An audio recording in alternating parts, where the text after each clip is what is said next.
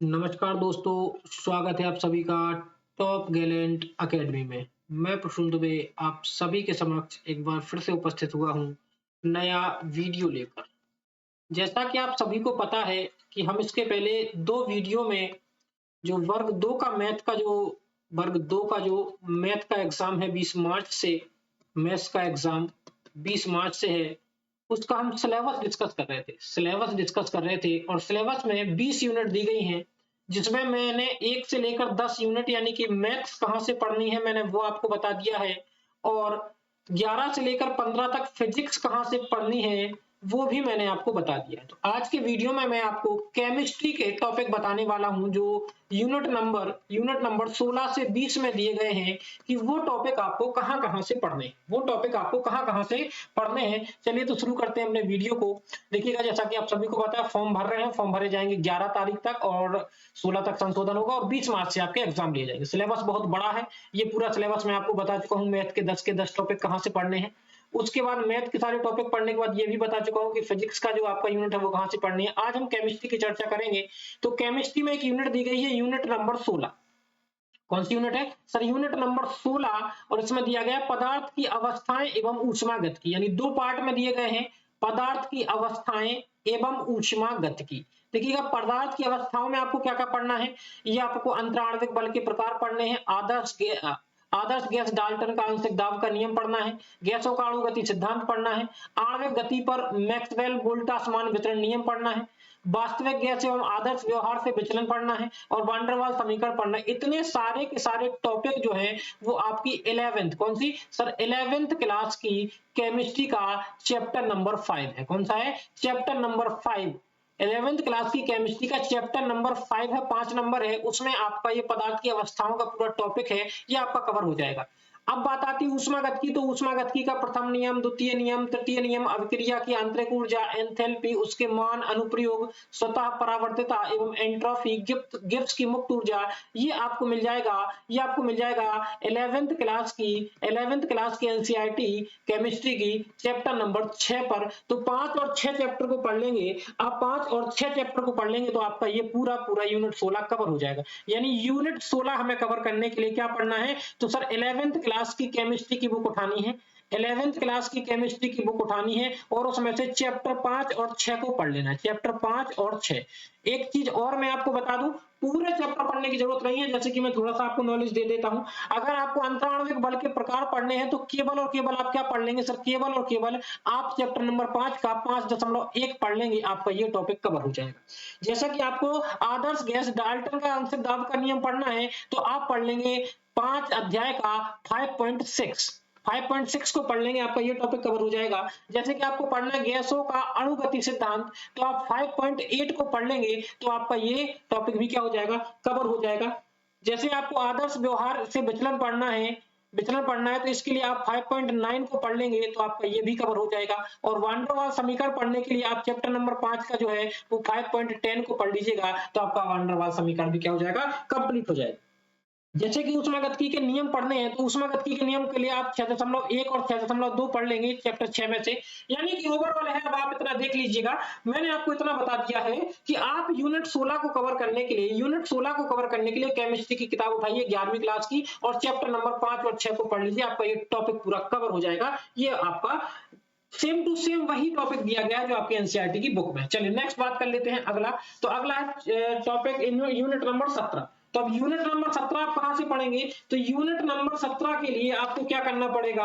आपको पढ़ना पड़ेगा चैप्टर 3 और चैप्टर 4। कौन सा चैप्टर पढ़ना पड़ेगा? आपको पढ़ना पड़ेगा चैप्टर 3 और चैप्टर 4। 11th क्लास की केमिस्ट्री का चैप्टर 3 और चैप्टर 4। चैप्टर 3 और चैप्टर 4 11th क्लास की केमिस्ट्री का पढ़ लेंगे तो आपकी यूनिट 17 भी कवर हो जाएगी। देखिए मैं बता देता हूं, तत्वों का वर्गीकरण एवं गुणों में आवर्तता एवं रासायनिक बंधन आणविक संरचना, ये टॉपिक आपको मिल जाएगी। तत्वों का इलेक्ट्रॉनिक विन्यास तो आपको चैप्टर 3 में मिलेगा, 3.5 पर मिल जाएगा। बात करेंगे आवर्त सारणी के दो ग्रुप का अध्ययन, ये भी आपको चैप्टर 3 में 3.5 पर मिल जाएगा। बात करेंगे एसपीडीएफ ब्लॉक के तत्वों का अध्ययन, ये आपको चैप्टर नंबर उसमें 3.6 पर मिल जाएगा। और विद्युत संयोजी और सहसंयोजी उप संयोजक बंद अगर आपको पढ़ने तो आपको चैप्टर नंबर 4 में 4.2 को आपको पढ़ना पड़ेगा। तो आपको 11th क्लास की केमिस्ट्री 11th क्लास की केमिस्ट्री 11th क्लास की केमिस्ट्री एनसीईआरटी बुक के चैप्टर 3 और 4 को पढ़ना है। चैप्टर 3 और 4, चैप्टर 3 और 4 तो आपकी यूनिट नंबर 17 क्या हो जाएगी सर? यूनिट नंबर 17 क्या हो जाएगी? आपकी कवर हो जाएगी। यूनिट नंबर 17 क्या हो जाएगी? कवर हो जाएगी। चलिए बात कर लेते हैं हम आगे। अगर हम आगे बात करें तो यूनिट नंबर 18 की बात कर लेते हैं। अब यूनिट नंबर 18 की बात करेंगे तो यूनिट नंबर 18 में भी दो टॉपिक दिए गए हैं, विलयन और साम्यावस्था, विलयन एवं उसके प्रकार।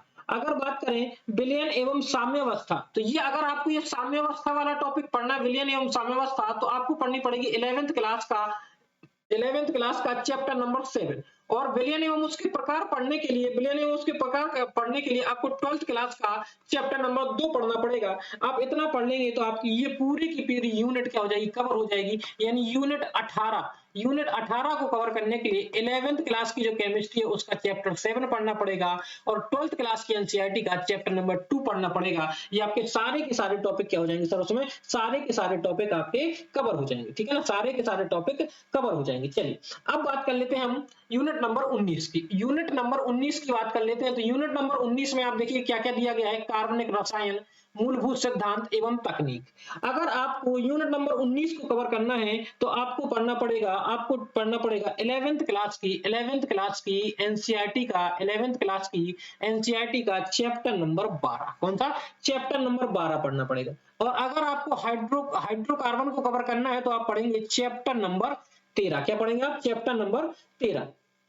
अब बात आती है कि अगर आपको बहुलक और जैव अणु कवर करने हैं तो ये सीधे सीधे टॉपिक लिखें। अगर जैव अणु टॉपिक पढ़ना है तो आपको 12th क्लास की एनसीईआरटी का चैप्टर नंबर 14 पढ़ना पड़ेगा। 12th क्लास की एनसीईआरटी का चैप्टर नंबर 14 पढ़ना पड़ेगा। और अगर आपको बहुलक कवर करने, क्या कवर करने सर? अगर आपको बहुलक कवर करने हैं तो आप 12th क्लास की एनसीईआरटी का 15 नंबर चैप्टर पढ़ोगे। 12th क्लास की एनसीईआरटी का 15 नंबर चैप्टर पढ़ोगे। तो बताइए मेरी बात आप सभी को समझ में आ रही है? मेरी बात आप सभी को समझ में आ रही है कि मैं क्या बता रहा हूं? चलिए तो ये आपका यूनिट नंबर 19 में यानी हमें क्या क्या पढ़ना पड़ेगा? तो 11th क्लास का चैप्टर नंबर 12 पढ़ना पड़ेगा और 13 पढ़ना पड़ेगा। और 12th क्लास का चैप्टर नंबर 14 पढ़ना पड़ेगा और 15 पढ़ना पड़ेगा। सॉरी 14 पढ़ना पड़ेगा और 15। तो आपकी यूनिट नंबर 19 भी क्या हो जाएगी? कवर हो जाएगी। यूनिट नंबर 19 भी क्या हो जाएगी? आपकी कवर हो जाएगी। अब बात कर लेते हैं यूनिट नंबर 20। तो यूनिट नंबर 20 को आपको कवर करने के लिए जैसे परिचय, प्रदूषण के प्रकार, हरित रसायन, ग्लोबल वार्मिंग, पर्यावरण प्रदूषण को रोकने की नीतियां, इस प्रकार से अपघट्य रसायन, भोजन रसायन और शोधन अभिकर्मक, ये सारे टॉपिक आपको पढ़ने के लिए मैं बता देता हूँ। आपको पढ़ना पड़ेगा यहाँ इसको कवर करने के लिए चैप्टर 14। कौन सा पढ़ना पड़ेगा? आपको चैप्टर 14 पढ़ना पड़ेगा 11th क्लास का और 12th क्लास का भी पढ़ना पड़ेगा। देखिएगा मैं आपको बता दूं, अगर आप कहें कि परिचय, प्रदूषण के प्रकार, ये सारे के सारे टॉपिक, ये हरित रसायन, ये सारे के सारे टॉपिक जो हैं वो आपको मिल जाएंगे 11th क्लास के 14 लेसन में। कौन से? 11th क्लास के 14 लेसन में, 11th क्लास के 14 लेसन में। और कहां कहां मिलेंगे? 14.1 पर, 14.2 पर, 14.3 पर, 14.4 पर। वहीं बात करें हरित रसायन कहाँ मिलेगा? तो हरित रसायन आपको मिल जाएगा 14.7 पर। कहाँ मिल जाएगा? 14.7 पर। और पर्यावरण प्रदूषण को रोकने के लिए नीतियां जो हैं, ये टॉपिक भी आपको मिल जाएगा कहाँ? 14.6 पर। अब जो बाकी के टॉपिक बचे, जैसे कि ग्लोबल वार्मिंग बचा है, क्या बचा है? ग्लोबल वार्मिंग बचा है, आपका भोजन रसायन बचा है, शोधन अभिकर्मक बचा है। तो ये आपको मिलेंगे 12th क्लास की। कौन सी? 12th क्लास का चैप्टर नंबर 16। 12th क्लास का चैप्टर नंबर 16 यानी अगर आपको औषधीय रसायन पढ़ना है तो आपको 16.1 पढ़ना पड़ेगा। भोजन रसायन पढ़ना है तो 16.4 पढ़ना पड़ेगा। यूनिट को बांट दिया जाता है कई सारे पॉइंट्स में। और शोधन अभिकर्मक अगर आपको पढ़ना है तो आपको पढ़ना पड़ेगा 16.5, यानी कि अगर आपको यूनिट नंबर 20 को कवर करना है, अगर आपको यूनिट 20 को कवर करना है तो आपको 11th क्लास की एनसीईआरटी उठानी पड़ेगी, और 11th क्लास की एनसीईआरटी का चैप्टर 14 और 12th क्लास की एनसीईआरटी का चैप्टर 16, ये इतनी चीजें आपको कवर करनी पड़ेंगी। तो आपका ये टॉपिक भी क्या हो जाएगा, आसानी के साथ कंप्लीट हो जाएगा, आपको ज्यादा मेहनत नहीं करनी पड़ेगी। चलिए तो मैं आपको एक बार बता देता हूँ सारी चीजें मैंने क्या क्या डिस्कस किया आपसे। तो केमिस्ट्री की यूनिट नंबर 16 को कहां से पढ़ेंगे, यूनिट नंबर 16 को पढ़ेंगे 11th क्लास के केमिस्ट्री का चैप्टर नंबर 5 और 6 पढ़ लेंगे, यूनिट 16 कवर हो जाएगी। बात करेंगे यूनिट 17 की, यूनिट 17 कवर करने के लिए आपको 11th क्लास की केमिस्ट्री का 3 और 4 टॉपिक कवर करना है, यानी कि आपको कंटिन्यू टॉपिक पढ़ना है। यूनिट 16 और 17 के लिए 3, 4, 5, 6 पढ़ लेंगे तो पूरी यूनिट आपकी कवर हो जाएगी। बात करेंगे यूनिट 18 के लिए, तो यूनिट 18 के लिए 11th क्लास की केमिस्ट्री का चैप्टर नंबर 7 और 12th क्लास की केमिस्ट्री का चैप्टर नंबर 2 आप कवर करेंगे तो आपकी ये यूनिट भी क्या हो जाएगी, पूरी कंप्लीट हो जाएगी। बात करेंगे यूनिट नंबर 19, तो यूनिट नंबर 19 के लिए 11th क्लास का चैप्टर नंबर 12 और 13 और 12th क्लास का चैप्टर नंबर 14 और 15, तो ये आपकी सारी चीजें कवर हो जाएंगे। वहीं बात करेंगे हम यूनिट नंबर 20 की, तो यूनिट नंबर 20 के लिए 11th क्लास की केमिस्ट्री का चैप्टर नंबर 14 और 12th क्लास की केमिस्ट्री का चैप्टर नंबर 16।